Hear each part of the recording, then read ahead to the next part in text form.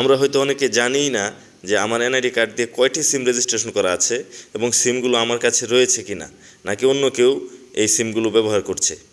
তো আজকে নতুন একটি ট্রিক নিয়ে হাজির হয়েছি আপনাদের সামনে। আজকে আপনাদেরকে দেখাবো যে আপনার এনআইডি কার্ড দিয়ে কতগুলো সিম রেজিস্ট্রেশন করা রয়েছে এবং সিমগুলো কি আপনার কাছে আছে কি না আপনি দেখলেই বুঝতে পারবেন। তো এই ট্রিকটি দেখানোর জন্য আমরা চলে যাব আমাদের মোবাইল ডিভাইসে।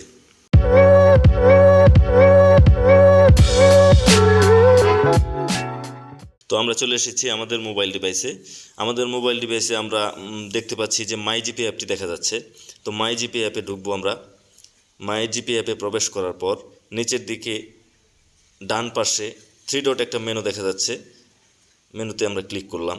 ক্লিক করার পর নিচের দিকে যাব, নিচের দিকে যাচ্ছি। তো এখানে আপনারা দেখতে পাচ্ছেন সিম সার্ভিসে কয়েকটা অপশন দেখা যাচ্ছে। এখানে 8টি অপশন দেখা যাচ্ছে। 8টি অপশনের শেষ অপশনটি হচ্ছে সিম ইউ ওন। আপনি কয়টা সিম রেজিস্ট্রেশন করেছেন আপনার এনআইডি দিয়ে।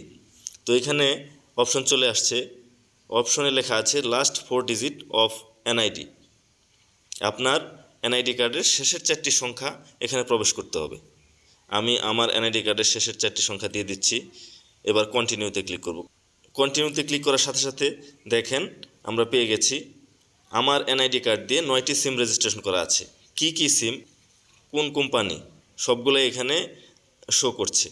তো আপনারা আর আগের মতো কোড ডায়াল করে হ্যারাসমেন্টের মধ্যে না গিয়ে খুব সহজেই আপনারা পেয়ে যাবেন আপনার এনআইডি কার্ডে কতগুলো সিম রেজিস্ট্রেশন করা রয়েছে। তো ধন্যবাদ সবাইকে। চ্যানেলটি সাবস্ক্রাইব করে পাশে থাকবেন।